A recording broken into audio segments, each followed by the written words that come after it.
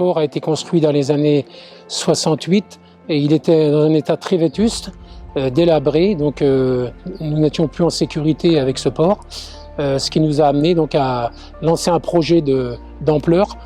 Nous avons confié ça à un ingénieur conseil qui nous a donc proposé des ouvrages dits innovants, puisque ces ouvrages, dans un premier temps, donc, participent à la protection de la biodiversité, puisque nous avons des espèces protégées à l'entrée et dans le port, donc qui étaient des herbiers de Posidonie et des grandes nacres, et puis donc qui participent également, bien sûr, à la sécurisation du port. Le premier ouvrage est un musoir circulaire donc, qui permet donc de réduire la passe et de protéger les entrées de houle dans le port, donc la sécurisation. Et en même temps, donc, il sert de cage à enrochement qui permet donc quasiment, qui fait office de récif artificiel.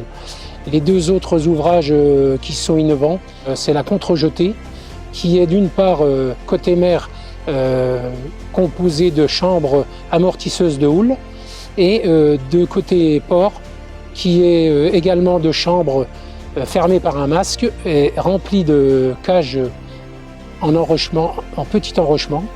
Ce sont des gabions qui permettent donc la protection des juvéniles.